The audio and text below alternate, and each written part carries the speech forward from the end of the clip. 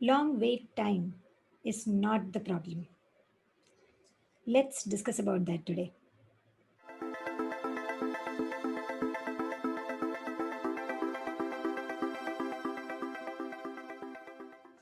Hi guys, welcome to LDFS. I'm Dr. Lakshmy. Actual problem of a clinic is not the long wait time, but what the perception of wait time was. Now, if you didn't understand what perception of wait time is, I have explained about this in my earlier video. The link is there in the description below, where I have explained what is the actual wait time of a clinic and what do we mean by perception of wait time. In short, perception of wait time is what the patient felt the wait time was. Sometimes even 5 minutes can feel as a long time and a boring time, but sometimes even the half an hour time will feel as if it was hardly 5 or 10 minutes and it was very interesting. Now, that is perception of wait time. Now, we always think about how to engage patient during the wait time so that they are not irritated or they don't feel bored. But have you always thought about it that why do we need to engage them during the wait time? We need to engage them first so that the patient is not getting irritated because the wait time is long. That is the first reason. Second reason, we don't want to ruin the patient experience. That is the second reason why we want to engage patients during our wait time. But there is one more thing to this, where if we are honest about the wait time, that is, if we tell them what the actual wait time is going to be, then there are a lot more chance that the patient will not be anxious, will not get irritated, and will be more cooperative than in the usual case scenario. Now, let me explain this with the help of some examples. Imagine your 11 o'clock patient came to your clinic. He came for 11 appointment, he came by 10:55. He came and he had a chat with the receptionist. The receptionist told him that we will attend him soon. Now, this soon word doesn't have an actual or a correct definition. For some people, 5 minutes can be soon, but maybe for some people it is 10. Maybe the receptionist is saying by soon means within 15 minutes he will be attended. But the patient feels, okay, I came early by 10:55 for my 11 o'clock appointment, then maybe she's asking me to wait for 5 minutes for my 11 o'clock appointment. So here there is a confusion between what the patient is thinking and what the receptionist has said.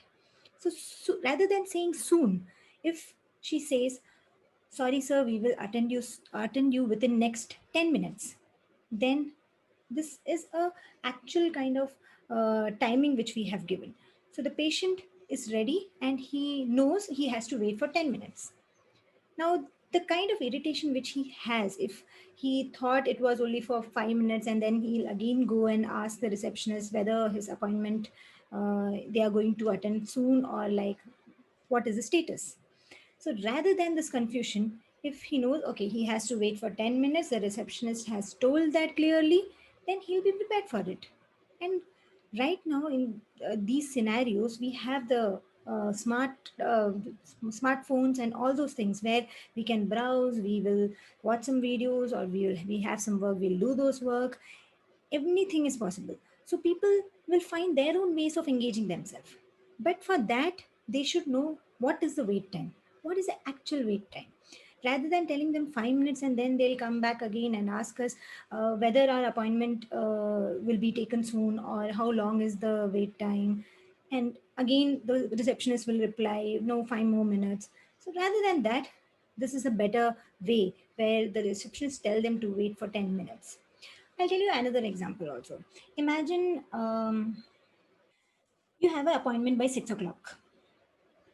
The patient reached home from his office by 5:45, and then in order to reach our 6 o'clock appointment, he didn't have tea or didn't have snacks or anything, and he rushed to reach our clinic.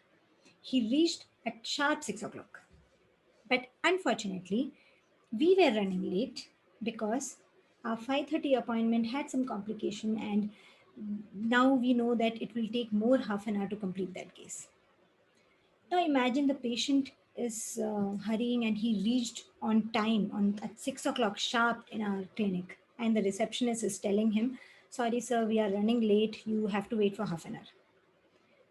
The patient will get irritated, right? It's obvious. If we are in his place, we will get irritated. If we came by leaving so many things, if we are, maybe he's hungry, maybe he could have had a snacks and then came, maybe had a tea and then came to our clinic, came for his appointment. So rather than telling them or telling that patient when he reached our clinic, if we could have anticipated that the 6 o'clock appointment will get delayed by half an hour, and we could have asked the receptionist to inform the patient prior itself, then do you think the scenario will be little different? The patient will not be so much irritated. The patient would come in late by 6:30. So it's a win-win situation for both. He is not hurrying up, he is happy, he is not hungry, and we are also happy that the patient is not irritated and his the patient experience is not ruined. Because what end of everything, whatever we are doing, the main focus is we need to have a great patient experience. Because if we don't have that, they won't refer us new patients and they won't become our loyal patient. We don't want that. We want them to have a great experience in our clinic. And if we want them to respect our appointment timings, then we should respect their time as well. Respect is always a two-way street. If we respect their time, they will respect our time. If you expect them to reach by on appointment on the correct time, and you don't inform them if you're running late, it doesn't work out. So rather than that, informing them will help us not only improving the patient experience, but also the environment in your waiting area will be little relaxed.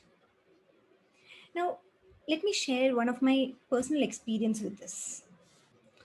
So, when during my pregnancy, I used to visit my gynec on a regular basis.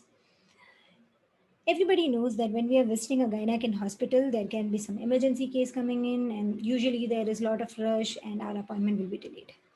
But there was a nice system which was followed by them. That was, they had a TV screen kind of thing behind the reception, and there was a table in that screen. On top, the doctor's name was written, and on the table, there was a list of waiting list, the people, the patients who are waiting. And if I know my name is fourth number, there are three more people in front of me, approximately 10 minutes for each patient it will take. So there is nice half an hour wait time for me. During that half an hour, I would find my own ways to engage myself. Like there can be a pending work with my specialist. I wanted to discuss some case with him.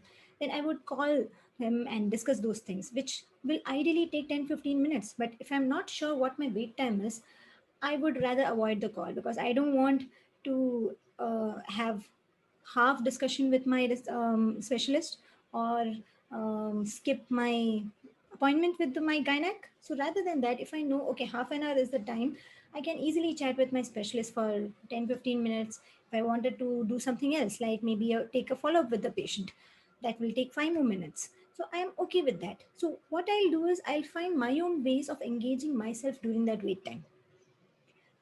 Now the pressure on the receptionist is also less because I'm not again going to her and asking her what is the wait time, what is the wait time, how much long should I wait. I'm not asking her that. She's not irritated, I am not irritated. I know my wait time, what my wait time is, and I am finding my own ways of engaging myself. The same thing applies in our clinic. If our patients know what the wait time is, they will find their own ways of engaging. If you can engage them, awesome, go ahead and do this. But if you can't engage them, then also with the smartphones and net and everything, we have a lot of ways of engaging ourselves. they will find those ways. If they have some pending work, maybe they didn't have any food, like the 6 o'clock example I told you. The appointment patient didn't had any food or snacks. He could easily go out, have a juice, and come back within half an hour. So these things will help our patient to improve their patient experience. And second, it gives a certainty to the patient. It reduces the uncertainty which is there in the patient's mind, that when his appointment will be taken, will it be too much delayed, then they will also have plans, right? After 1 hour of our appointment, they will have x and xyz things.